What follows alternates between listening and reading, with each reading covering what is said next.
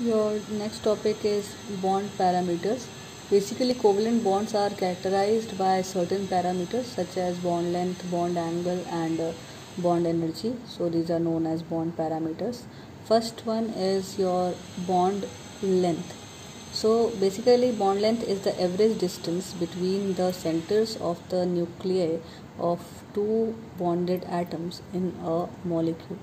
For example, consider these two atoms, one this one and the other one this one. Here these two dots represent the nucleus of the atoms. In this case, the distance from the center of the nucleus, means if we consider this as a nucleus, then this is its center. Okay, so the distance from the center of the nucleus to the center of the nucleus of the other atom which is bonded to it, okay, it is known as the bond length. Okay, so here we can say that if we take the radius, for example, the radius of the atom A is RA and the radius for the atom is RB, which is being bonded to each other, then in that case the radius or the bond length will be equal to RA plus RB, that is the radius of the from the center of the atom to the outermost shell of one atom to the center of the atom, from the outermost shell to the outermost shell of the other atom. Okay, so this total distance will be equal to the bond length. Okay, so this capital R will represents the bond length here.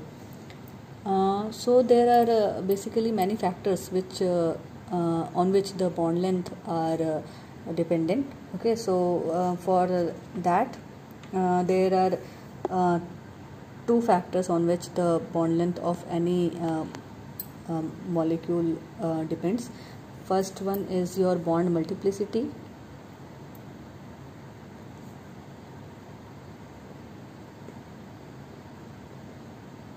So with the increase in the bond multiplicity, the bond length decreases. Okay, so for example, this carbon-carbon single bond will be bond length of the carbon-carbon single bond will be more than the carbon-carbon double bond, because in this case the bond multiplicity has increased from 1 to 2 here, and in this case now the carbon-carbon triple bond will be smallest because here the bond multiplicity has become 3. So okay, so with the increase in the bond multiplicity, the bond length decreases. Next is the size of the atom. So okay, so next is your size of atom on which the bond length depends. So bond length increases with the increase in the size of atom. This is very much obvious that if the size of the atom will be large, then in that case the bond length will be also large. So there are two factors on which the bond length depends. First one is your bond multiplicity and the other one is your size of the atom. So next move to the another bond parameter, which one is your bond angle. So we have learned basically we have learned about this bond length. Now this bond angle, the average angle between the orbital containing the bonding electron pair around the central atom in a molecule is known as the bond angle.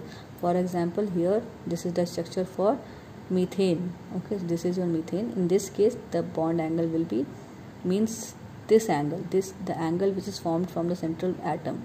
Okay, so this angle will be your bond angle. Similarly, in this case this is a water molecule.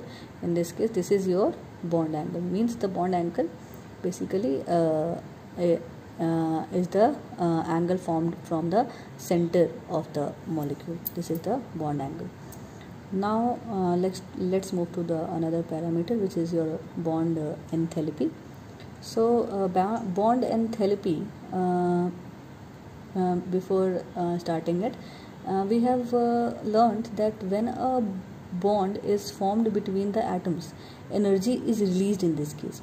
This means that the bonded atoms have lesser energy than the separated individual atoms. So obviously the same amount of energy will be needed to break that bond. So the amount of energy which will be needed to break the bond is called the bond dissociation enthalpy, and is the measure of the bond strength. Okay, so basically the bond enthalpy is the amount of energy required to break 1 mole of bonds of a particular type between the atoms in gaseous state. Okay, so the bond enthalpy is the amount of energy which is required to break the bond, and higher the bond enthalpy is, it means that the more will be the strength of the bond. Okay, so bond enthalpy is also dependent on a few things. First one is your size of the atom. Okay, first is your size of the bonded atoms. So smaller the size of the bonded atom, the stronger is the bond, because in this case the bonds formed between them, both the bond length between them is very much less, due to which the energy required to break that bond is more, because the size of the bond length in that case will be less if the size of the atom will be less. Okay, and next one more thing is your bond length, size of the atom and bond length. So as I told you that if the if the size of the atoms participating in the bond is high, then in that case the bond length also increases, because of which the energy required for breaking that bond becomes less. So bond length is means if there will be single bond. Okay, so shorter the bond length, larger will be the value of the bond enthalpy. Okay, so as we all know that the shortest bond length is for the triple bonds, so in that case the energy required will be more.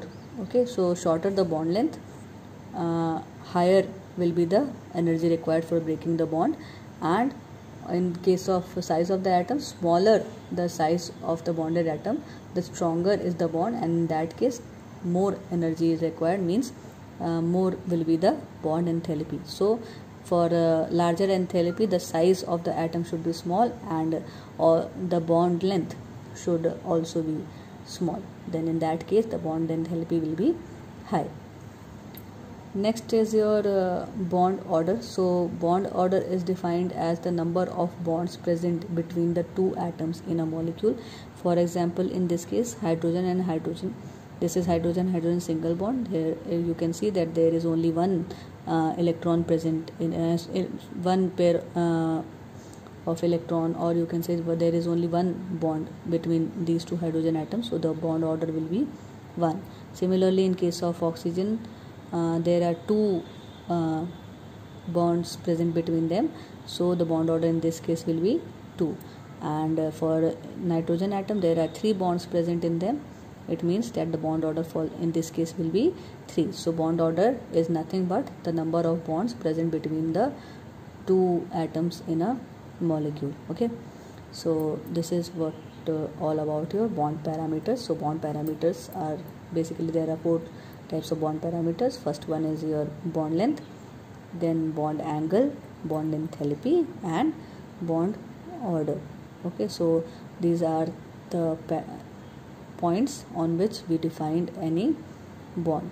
Among them, this bond order and bond enthalpy is important among these topics. These are all asked mostly in exams, so go through these topics properly.